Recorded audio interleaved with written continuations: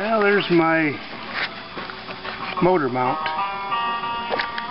I just took and opened it up. It's like the guy from on YouTube sent me an email, told me to do. This thing sits right in here like this. And what it is this deal, either this or this has got vulcanized rubber. I would imagine it's probably this. It's got vulcanized rubber on both sides. And of course, you know, 56 years, or no, 76 years, it deteriorates. And so anyway, we're going to clean all the grease and crud off of it and clean these all up. I'm going to try to locate some sort of a rubber, real hard, heavy rubber. What I'm going to do is cut a piece down the bottom to fit on each one of these, and then a piece on the top, both sides. And actually what I ought to do is get a piece that would just kind of wrap around that. You know, you could put it in, lay that hunk of rubber down, and shoot, you could almost make one piece all the way down around it, and then slide that thing down in there, and then it's still hot. And then crimp these ends. See, this one here's cooled down. And then just take and put these in the vise and crimp the ends shut. See what I'm saying? That'll work good. And then that way it'll roll that piece of rubber around on top of this, and it'll crimp it between this and this. And that should do a pretty good job for fixing the motor mounts. Saved me $130 bucks. I like it a lot. Anyway, that's where we're at now. Here's the pitman arm, or the pitman rod, or whatever you want to call it. Anyway, it's not the name of it. I don't know what it is. But anyway, cleaned up. I just took and burned out the inside of them, and kind of hard to see, I guess. Anyway, I'm going to clean it up the rest of the way with some cleaner. Get it ready for paint. Well, we're almost ready to sandblast it. See, I got the steering post out and cleaned it up just a smidgen, but boy, I'll tell you, it's gunky. I think what I'm doing, I took all the I took my brake line and my gas line out. Those are one piece. Incredible. And there's my steering shaft, or my, yeah. And next we're going to cut this old battery box out, and little tabs that somebody has welded on there at one time. But you can see this is cleaned up somewhat. And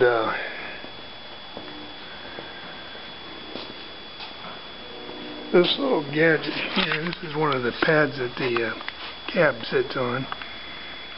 I ground off both rivets because it's got to come off in order to put that new battery box in. That's the running board support. That's got to be cut off too, and oh, that weld's got to be sheared off and there, ground off, and have to grind this rivet, that rivet, and this rivet out because I'm going to put bolts in. It's the same way with this. I'm putting bolts in. I don't have rivets, obviously. But anyway, what we're going to do is from about the end of this drive shaft, I'm going to tuck a piece of canvas around this, all the way around it, and I'm going to lift it up off of the jack stands and slide underneath that, and I'm going to take off, try to get off. Yeah, I don't know if I'll do it that much. I was thinking about taking these springs loose. I want to do that anyway, but it's like, I don't know if I want to get into that before. But anyway, if I I'll either wrap it all the way around the front axle, or I'll drop those back to those springs down and then just wrap the tarp up and around it, and that way when I sandblast I can do it in here and I don't make a mess, plus it retains all my material that I used to sandblast with, and so that I can sift it out and use it over. But anyways, we got things cleaned up here. I did find the other cup. It was laying right on the workbench. I have 2 cups on each, and one cup has a hole in it, and that's to allow the grease to come through, I'm sure. So anyway, I cleaned all those up. I was going to order a new kit, but you know, I don't think I am. I think it looks okay. And anyway, this is the steering box with the steering shaft. That's going to get cleaned up, and I got things ready to paint. As you can see, I'm just waiting to get a bunch of things, and then I'm going to stir up my KBS and go to town on that stuff. But anyway, I think it'd be the best just to sandblast all this out of the inside of this frame. Because see, I got to get down in behind here, and it's all cruddy and stuff down in there. I can't get in there with anything else other than a putty knife. But we'll just get that cleaned out of there, and down around that engine support, we'll get that all cleaned off, and then the transmission support back there will be cleaned off. But you see, it's like, well, this grease, when it's been on here as long as it is, it's hard to get off. I mean, you can take a putty knife and scrape it, but you just can't get into the little nooks and crannies. And then after it's all sandblasted, then I have to hit it with KBS right away. So that's my plan, is to paint it back to that transmission support right here by that drive shaft. Well, I get this whole front half painted, minus the front axle and the springs and all that stuff, which I will eventually drop, and I'll be happy, because then when the engine comes, I can get it together, I can put it in, and I can work things around it. You know, I've got the pans that go on here. There are some dust cover pans that go between the, you can see this bracket right here, and there's another bracket that goes on back there by the engine cross member. But anyway, those will be gone or off until, those will be the last things I put in. But I'll be able to work the new brake line up through. Actually, I'm going to use the old brake line.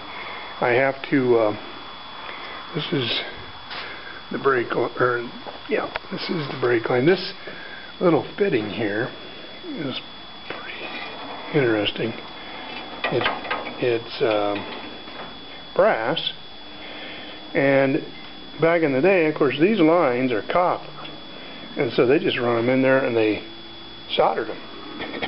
So I had trouble because the end of it here is where the crossover goes over to the master cylinder is threaded, but I had, you know, I didn't want to heat it because then it would melt the solder out of that connection, so I finally got it out of there with some PB Blaster.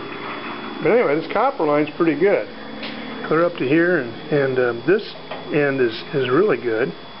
Good shape. That's what one nice thing about everything getting coated with grease. You know, it does stay in good shape. Now this back side, I had to cut it off. I actually got it unscrewed, but the fitting was shot. So what I'm going to do, I got a flaring tool. I'm going to get another fitting. That goes right in there. And I have new hose that goes there. And eventually I will pull that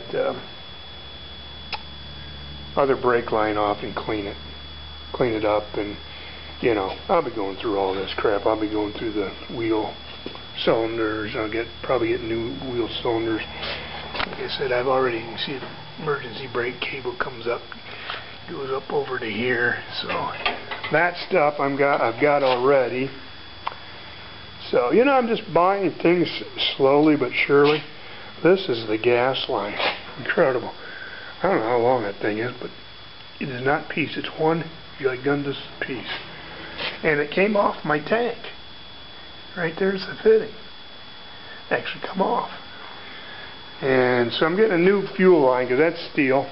And we're going to run it up down along the frame and through those holes and stuff. You can see the holes in the cross members.